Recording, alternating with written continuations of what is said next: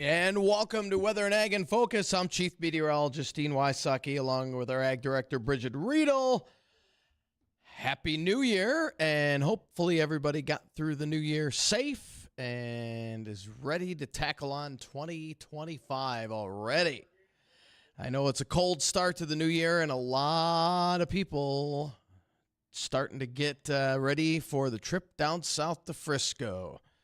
And gotten quite a few emails, and my best advice would be leave by Saturday morning, or you might not get there in time, as a big storm is going to impact areas of the Central Plains from Omaha all the way down to Wichita. So it's going to cover quite a bit of real estate, and I've had people that want to leave on Sunday. That is not a good idea.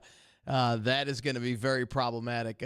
Earliest or latest I would leave would be Saturday early morning to try and get ahead of that storm if you can't leave on Friday. So if you're leaving on Sunday, I wouldn't even.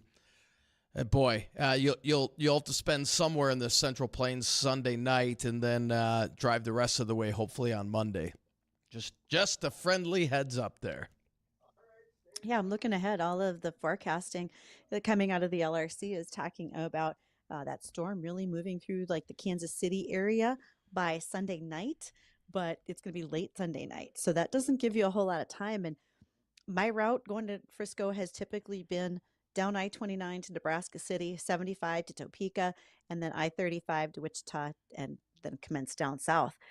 But somewhere in that Kansas region, that I-35, they call it Bloody 35 for a reason. It is fast-paced. It is a toll road that has closed access points, and folks just fly down there. And the unfortunate thing is with the snow and ice that should be coming, that's going to make I-35 very difficult for a lot of people. Yeah, I know we had one of our listeners email saying they were hoping to get to Wichita on Sunday. I said, no, you won't be. So, yeah, if you can, like I said, leave Friday or at the latest Saturday morning, because even if you leave Sunday, you're not going to get there. And then you're risking getting there on Monday because there's going to be quite a bit of wind behind this system. So that's going to produce a lot of blowing and drifting of the snow on the roadways well to our south as well. So just kind of keep that in mind. Hopefully everybody gets down there safely, and the trip back looks much better. There will still be some leftover snow on the roadways, but the snow will be long gone, and I'm sure the snow crews, plow crews will have plenty of time to kind of clear off the roadways. And many areas down in the Central Plains expecting a foot of snow, and then some areas are going to get freezing rain south of the snow. So it's definitely going to be a mess. I'm sure it's not the first time our faithful have traveled down there amidst a possible snowstorm, but still. Nobody's loved it. I know that there's a lot of years we've all had to find shelter on the road, so to speak. The years that it snowed in Oklahoma City, and they're very ill prepared for that. The years that we had ice around Sioux City, Summit. Well, let's face it, Summit, South Dakota, there's something that happens every single time one of us drives through Summit. So those won't be unusual. In the meanwhile, are we to the north of any concerns? Are we just going to be cold, or will we also see some snow and ice? We will just be cold. In fact, anything in terms of snow is going to be hanging out into the western part of the state, where they'll have some light snow amounts. Now, in the first cycle, that was over our area, but now that has shifted a little west, and the main storm down to our south. So we're just looking at quiet but cold weather over the next week around here. We've got cloudy skies out there right now, 10 above, and we're not going to move much, about 12 above for today, with a lot of clouds around. A few breaks later in the day, with northwest winds about 10 to 20, pushing that wind chill below zero. Then down below zero tonight, wind chills about 10 below or colder. And Friday, not much better. A little more sunshine, but still breezy out of the northwest. So temperatures around 7, but wind chills will be well below zero. And then those wind chills as we head towards the weekend will be anywhere between 15 and 25 below over the area, with highs only in the single digits. Can't rule out an isolated flurry over the weekend, but that's it. And then quiet for the start of next week. But then we'll see a few clipper systems enter the area from Thursday through the middle of the month, which will deposit a little bit of snow. We need the moisture badly. I mean, we're well below normal on snowfall, below normal on precip in general. And January is not supposed to be a snowy month for our area, so I think things will pick up a little bit in February and March. But January is not going to be much in the way of a snowmaker for our area. In fact, this areas down to our south that are picking up this major winter storm, they're going to get more snow in one storm than we've had all season. If that tells you how big it is, but yeah, and there's going to, like I said earlier, there's going to be wind with it as well. So not only the snow, but you have to deal with the wind as well. So just not a good situation traveling south. Thankfully, our weather much quieter, just on the cold side. But your typical January cold, no record-breaking cold or anything like that. Well, and this weather update is brought to you by Ryan Bonsack with Equitable Agri-Finance. They are providing long-term fixed rates for farmland financing, here to help local farmers and ranchers. You can give him a call at 701-261-6529. Ryan's been in banking for quite a long time. In fact, I remember meeting Ryan when he helped me do a home mortgage about 22 years ago. So great to know Ryan and all of his expertise, but please do give them a call. And thanks to them for sponsoring our weather updates during Weather and Ag in Focus. Yes, absolutely. So we've got a guest coming on the show today, Keith, I believe, right? We do. Keith Peltier with ProSeed is going to be joining us today, and it's kind of fun to visit with Keith. He's a family recognized name in this region from the Amenia, Arthur, North Dakota area. Keith has a business called ProSeed, and many of you know that theme from when you hear their commercials during Bison sporting events. Need seed? Call ProSeed. But my biggest question for Keith today is going to be talking about, how do you start a seed company? Doesn't just start very easily. And in fact, I'm looking forward to visiting with Keith today, as well as I get a chance to visit with him next week. He's also on the list of folks who will be at FarmCon in Kansas City. So that'll be a great opportunity for us to visit down there. Before we get to FarmCon and so forth, as this cold weather is settling in and as you are creating rations for your livestock, don't forget that keeping close attention to the nutrition that goes into their ration is vitally important. Sarah Friedrich of the Enderlin Veterinary Clinic reminds us that vitamin A is wildly important in the ration for cattle, and it's really often overlooked and underfed. When she notices abortions happening in cows, so they are literally aborting the fetus on their own, she often finds vitamin A levels in the ration are deficient. So make sure you have a conversation with your local veterinarian or your nutritionalist so that vitamin A is in the ration. The other to be concerned about would be vitamin E. And stored forages lose their vitamin E the longer they're stored. And by forages, we're talking about hay, haylage, number of the bales, etc. Over time loses that vitamin E. Supplementing it is great for your herd. The reason is vitamin E supports the immune system so it can properly function. We are at a time frame where we would see large animals facing the possibility of pneumonia. And if we can stave that off, vitamin E can be helpful. Also, vitamin E fed to the cow passes on to the calf. We'll get closer to calving season here, probably February, March, and then all the way through May. And when we can pass vitamin E on to the calf, that can reduce the potential of calf scours. Scours really is vicious diarrhea in a calf, and it can kill a calf. So we want to make sure that those two in particular are part of our rations as we go into feeding for this fall. Additional things we want to talk about today, well, NDSU has some recommendations for ranchers post-wildfire. And it's not just for the folks out west. Maybe you had a grass fire in your region and you lost some pasture or rangeland. Maybe you have burned off some ground that you wanted to rejuvenate. Well, let's talk about what some of those things look like when we have a chance at the end of the show. We're also going to be getting a Vegas vacation qualifier today. We are giving you a chance to win the Desperado Vegas Dream Vacation. We are not taking a qualifier right now. Stop dialing, everybody. But remember, this is presented by American Security and Gate, brought to you in part by Frontier Airlines and Kingpins Social. Winner receives round-trip airfare for two from Frontier Airlines from Fargo to Vegas, a hotel stay, 2 tickets to see the Eagles in concert at the Sphere. That'll be Saturday, January 25th, and $500 in cash. You have the opportunity to do an in-person qualifier, and that will be on Monday, So coming up on January the 6th, we'll be doing that at Kingpin's Social. That'll be from 3 to 5 o'clock. So swing in so you can get qualified on, again, Monday, January the 6th. We're giving that trip away on Wednesday, January the 8th. So your chances to register are narrowing up quite a bit.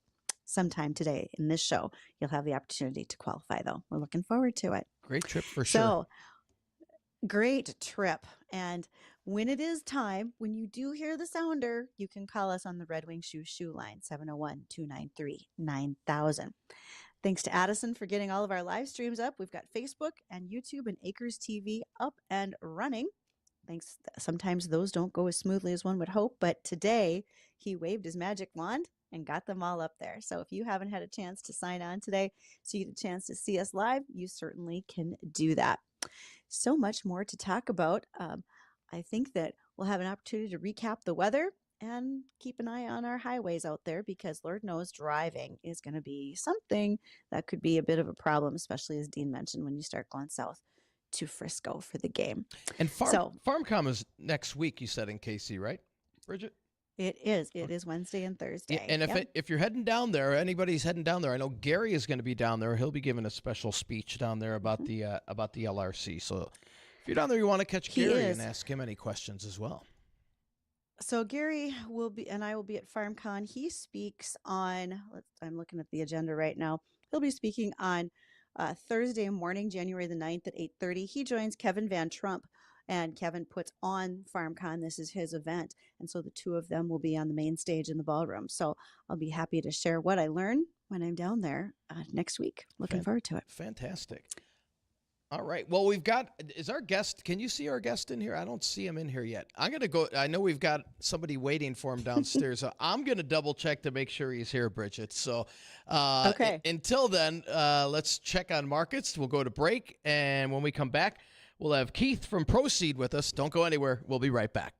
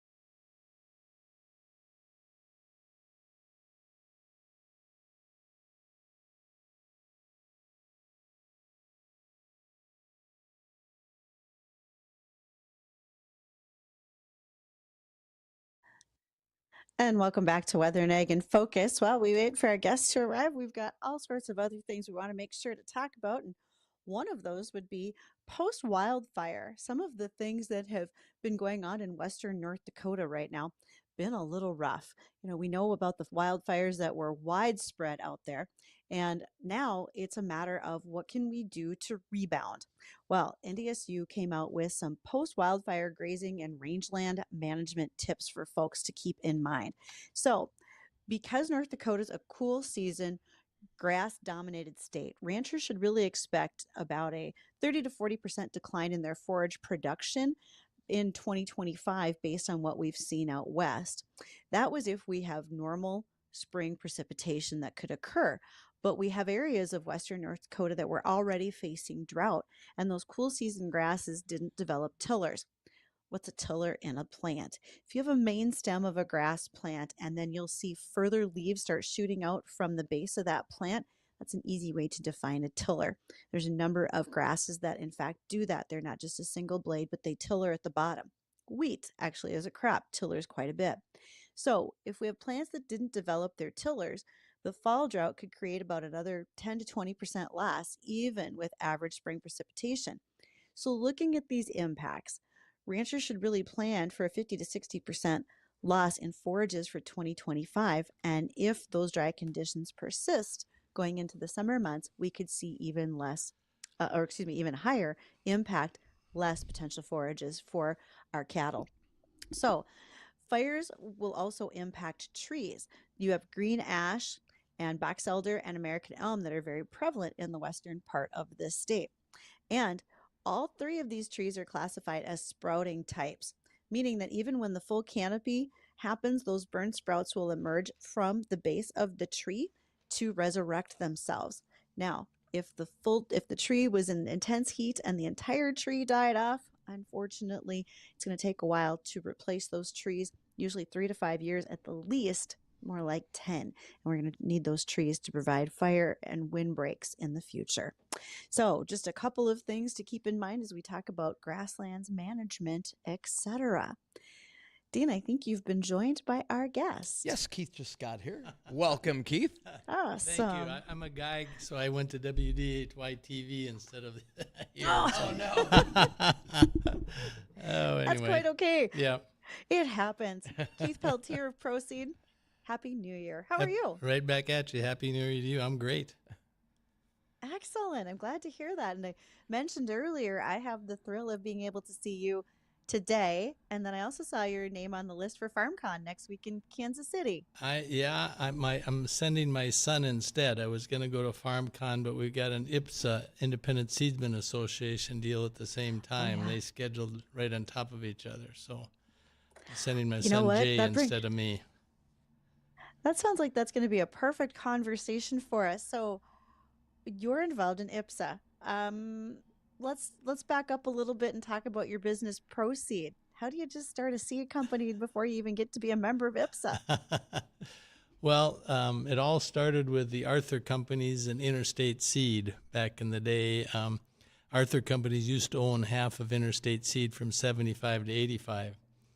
And then in 1991, Dr. Munir Abdallah, who was the plant breeder for Interstate, decided to agree to disagree with the people that we sold to Vonderhavi. So he started his own company. He was the brains half, and we were the money half. Tragically, he got liver cancer right after he started the company about a year later, and went in the hospital and never came out. So we had to make the big decision on do we continue on, and we wanted to because we wanted to be in value added, and we wanted to he had some good stuff in the oven, so we hired another plant breeder and continued on. And then I had the opportunity about 4 years later in 1996 to buy the elevator shares myself. So we did that, and I knew we weren't going to just survive on sunflowers, so we added canola, corn, soybeans, and alfalfa, kind of one crop each year from 96 on. And we got, that's how it started. Okay, so you said like specifically to sunflowers. So when we think back to the history of all those seed companies, Interstate Seed, that really was your identity, was the sunflower business, correct? 95% of our business was sunflowers, canola when we first started out. Now it's 95% soybeans and corn and 5% sunflowers and canola. So What a big switch. switcheroo. When you talk about sunflowers back in those time frames that you were selling them, were you yet worried about being high oleic, et cetera? Were you primarily focusing on an oilseed sunflower? What did that business look like? Yeah, so we were started in oilseed. We had a very, very, very small confection program. Most of it was oilseeds, and then we were just starting in the switch. Then they started with what they call mid oleic, and which we turned into New Sun to be a more positive image for the oils. And now the market is switching to more of a high oleic, more of a more edible oil, or more for the market. Absolutely. Well, and there's a lot to talk about in that market as well. But as you think about canola, are you considering as ProSeed going forward with your past roots in canola? I mean, pun intended on that one. Are, Well, I think canola yes, more canola. The renewable diesel is, I think, going to push a few more canola acres, because canola and sunflowers, they're 40 to 50% oil. Soybeans only 10, 12%. So ultimately, there's going to be more, I think, more renewable diesel, and focused on whatever gives you the most oil yield per acre, which is either one of those crops. And with that oil coming out of canola, we're seeing more and more canola planted further south, like south of I-94, which when I started in this business, it was unheard of to even be south of Highway 2. Do you see an expansion in those acres continuing right now? A little bit. There's some winter canola that gets planted in Kansas and Nebraska, and there's always been a pocket of canola in the southwest around Henninger and Mott and Regent, that area, because they planted so early. They miss a lot of the heat when it could affect the canola. So, but I think we're going to steadily see some increases in canola acres. Yes. I think you might, and I bet the weather will play an impact on that increase in acres too, which is something we'll want to talk about today. So, folks, we are joined by Keith Peltier with ProSeed. If you have questions, you can reach us on the Red Wing Shoe line, 701-293-9000. We will be right back.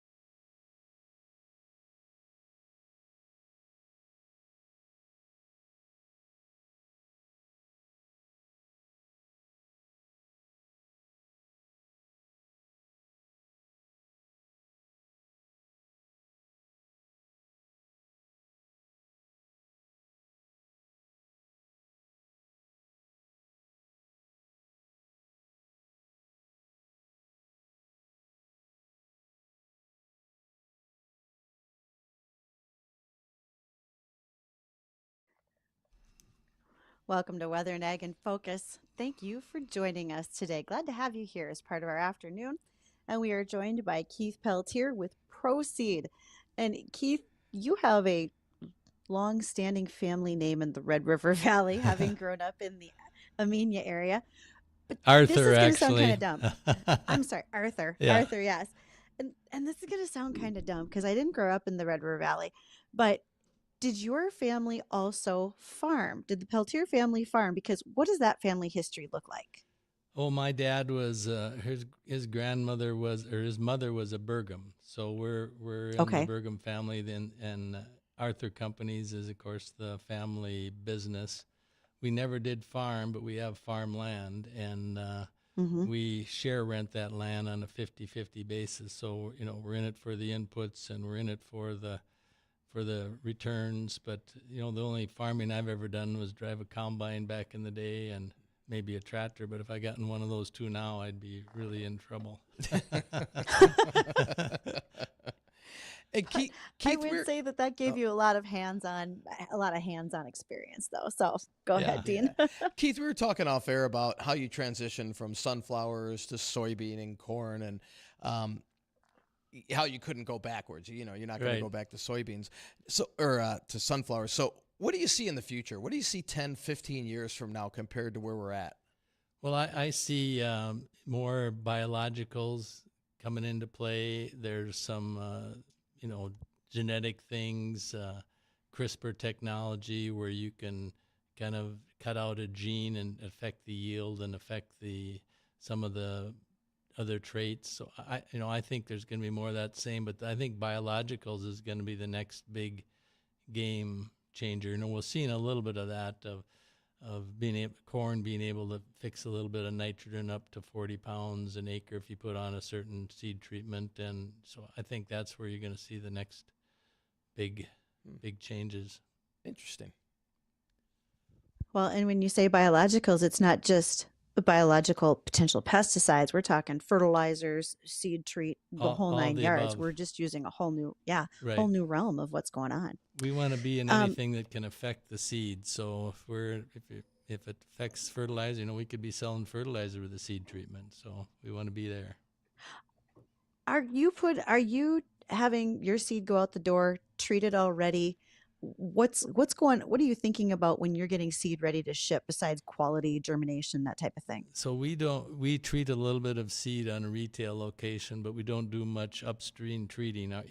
We have a dealer network, so we sell to dealers and they do most of the treating. We have a seed treatment line that we sell to certain guys, but I think seed treatments and anything you put on the seed is going to become more important as we move along in the future.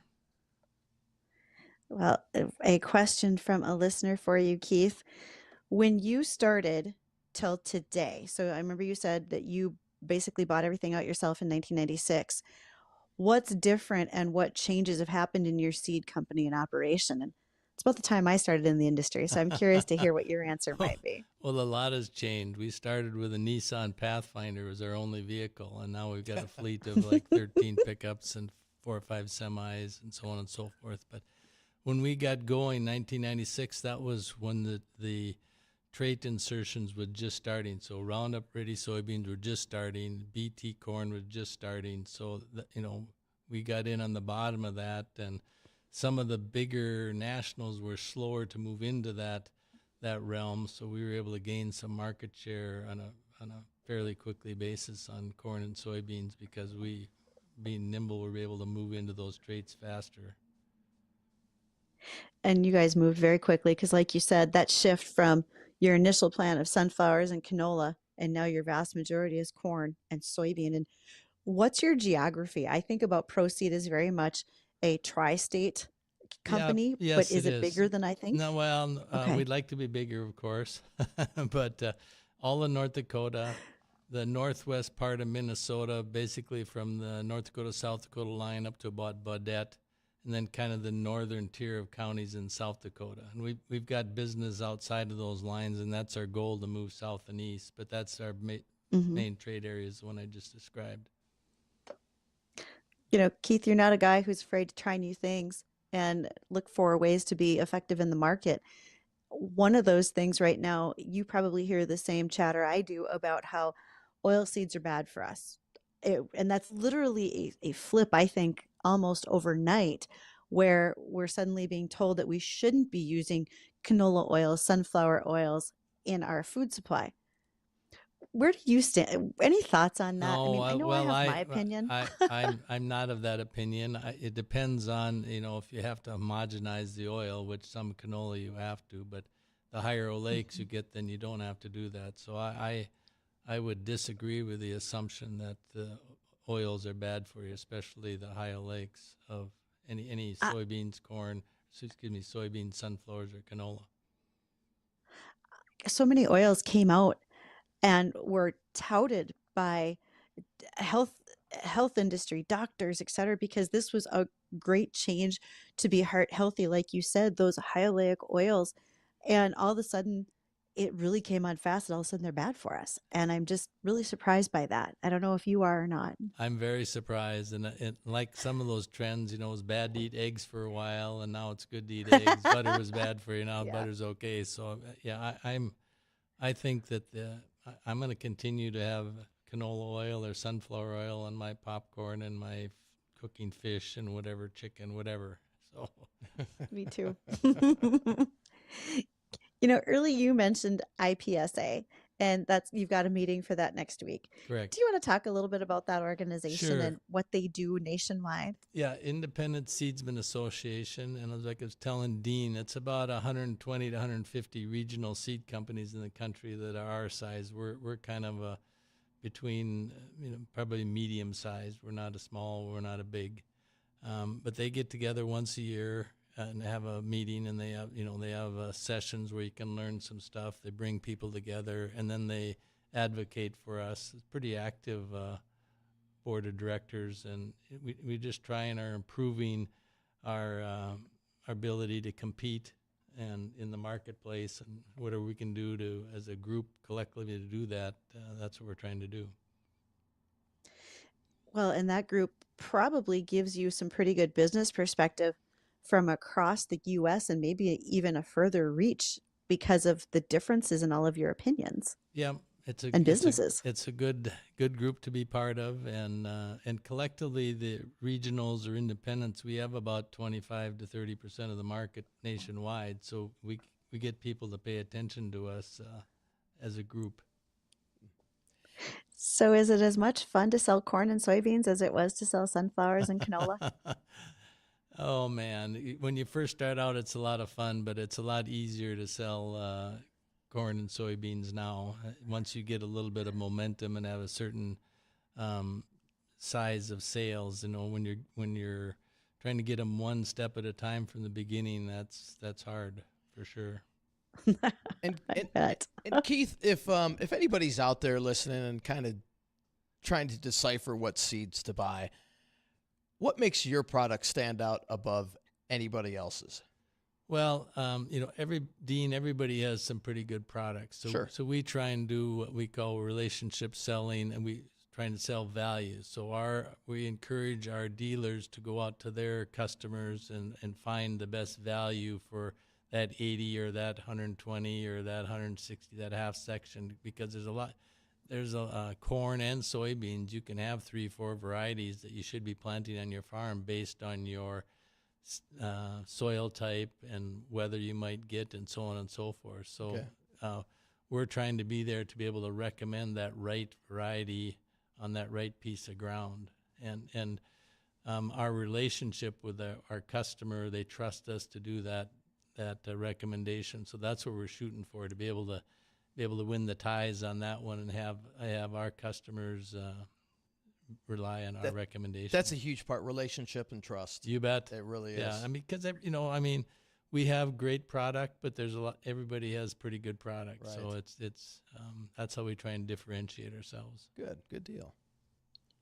Do you guys use a lot of trial work too, Keith?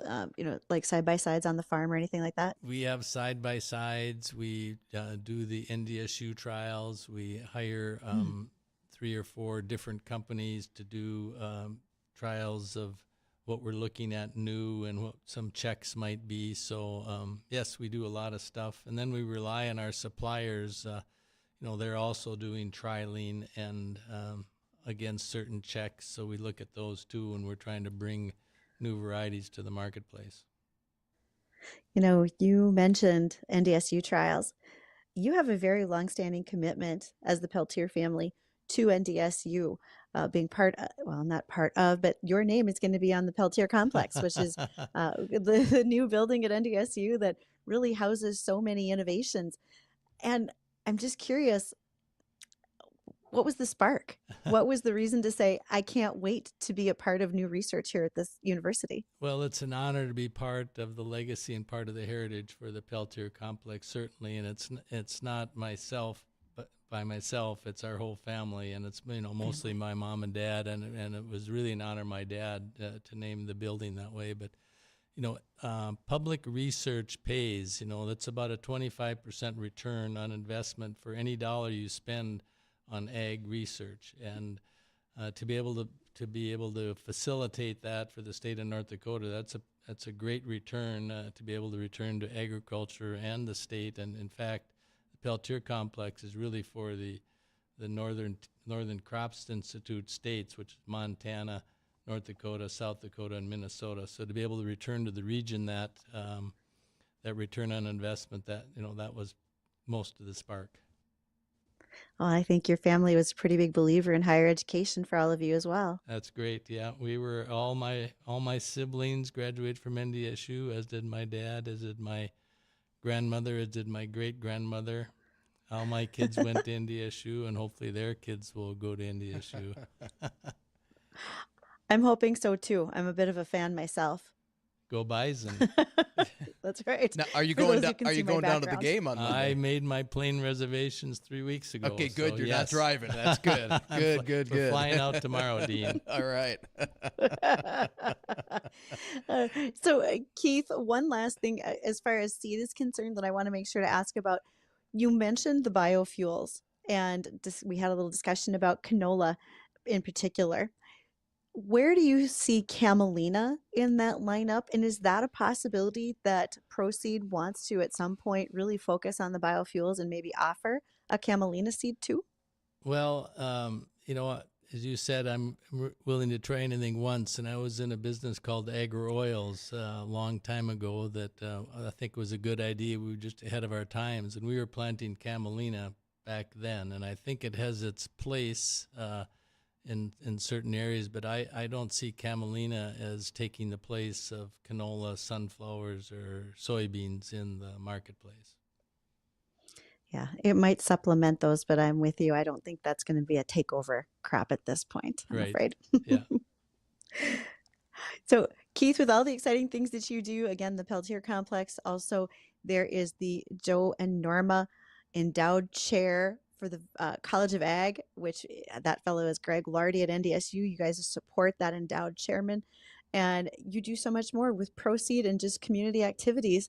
Thank you for all of that. And where can people follow the story of ProSeed and take a look at your lineup? Well, you can. We've got a website, www.proseed.net. Be happy to do that. And as you mentioned, Greg Lardy, we're just really pleased to be able to sponsor his leadership. He's just a great guy. He's well-known in North Dakota. He's approachable. He's an even-keeled guy. So we're very, very happy to be able to help sponsor his leadership. Well, that is awesome. And thank you for doing that. And also for all of us who rely on NDSU's research and work, the fact that you guys support it as a Peltier family means a lot to the entire state and region, as you mentioned. So thank you, Keith. Thanks, Bridgette. Thanks, Keith. Thanks, Dean. All right. All right. Well, folks, don't go anywhere. That weather coming right back up. We're going to want to visit about that and so much more. Stay tuned.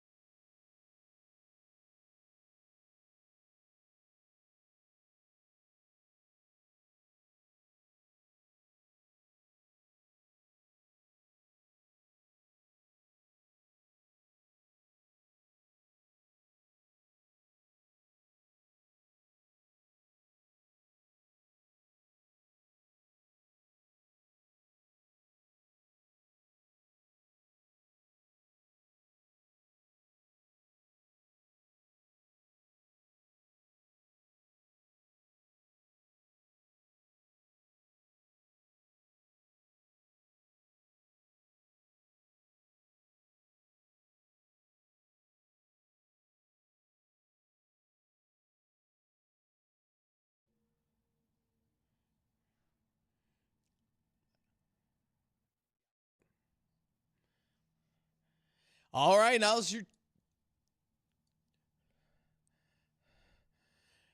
chance. We're going to take caller number 5. Caller number 5 to be registered to win that wonderful trip out to Las Vegas at the Sphere. All right. And your caller number 1, hurry up and dial again. Your caller number 2, so close, hurry up, dial again. Caller number 3, sorry, you just missed. Caller number 4, sorry, and good afternoon. What caller is this? Or what's your name, caller? Dan? Dan? Yes. Dan, congratulations, you're caller number 5. Way to go. Have you ever been out to the Sphere out in Vegas? Never been to Vegas yet. Never been to Vegas. All right. Well, you're in for a heck of a trip. Again, all expense trip paid on air. And, boy, I'll tell you, it's a trip of a lifetime, especially if you've never been to Vegas. And you get to enjoy a great concert at the Sphere with the Eagles. Yeah. So that's fantastic. So, Dan, I'm going to put you on hold. Our producer, Addison, will get all the pertinent information for you, okay? All right. All right. Thanks, Dan. All right. So congratulations, Dan, for getting qualified. And, again, what a great trip. Only a few more days left here to qualify as we're giving that trip away next week. So you want to stay tuned and keep listening. We'll have another qualifier coming up tomorrow on our show as well. We do. And are you going to guarantee everybody good weather down there? Boy, they've been in a drought situation down there. So come February, though, more than likely. I just, the desert Southwest and into Southern California, and Vegas is right on the northern end of that drought conditions. And I foresee that lasting all the way through the summer, spring and summer. So, but any weather down there in February is going to be nicer than what we have up here.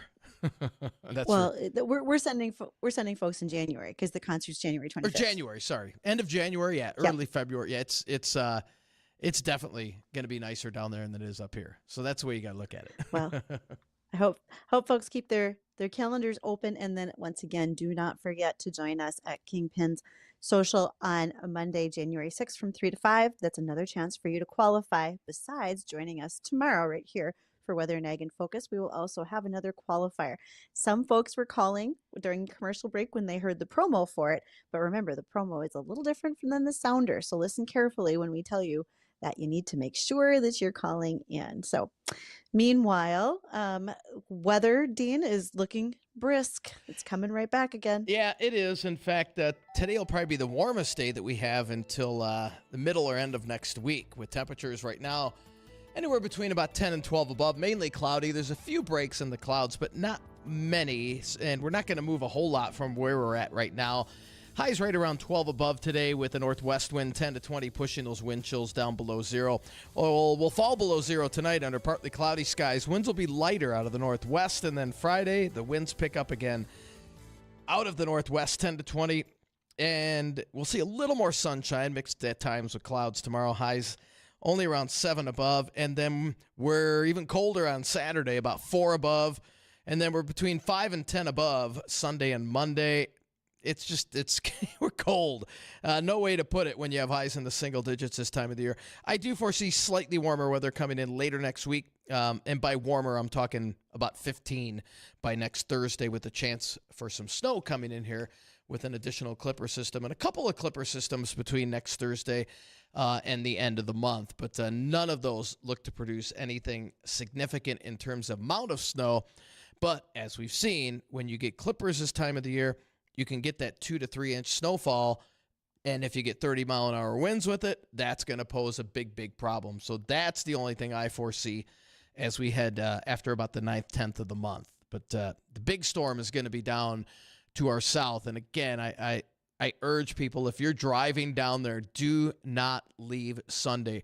There's going to be road closures. Yeah, the interstate system, I'm sure, will be closed at some point, either due to the snow or icing. South of the snow, there could be a major icing event. So Just keep that in mind. If I would leave Saturday early in the morning and try and kind of outrace that storm, if you will, before that hits down to our south. Well, and thanks again to Ryan Bonsack with Equitable Agri-Finance. He is providing long-term fixed rates for farmland financing and also sponsors this weather update. So thanks to Ryan. He's here to help local farmers and ranchers, and you can give him a call at 701-261-6529. Oh, we're wrapping up the week. It's not going to be, I know it feels like Monday. So tomorrow coming around with Friday, well, okay, great. That's a fabulous week right there if we can do that, one to the other. But nonetheless, we still have a full day for you tomorrow. We're going to be joined by Marlon Crump. He's from Hankinson, North Dakota.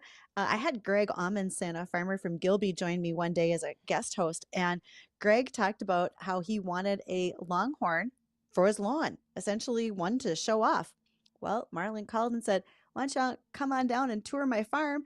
And I'd love to talk about raising purebred longhorns in the state of North Dakota. So we're going to do that tomorrow when Marlon joins us in studio. Nice. Well, that'll do it for Bridgette, myself on this Thursday. It's Thursday. Yeah, it doesn't feel like it. Thursday, January 2nd. Want to thank everybody for joining us. We'll see you tomorrow. Don't go anywhere. The Jay Thomas Show. It's coming up next.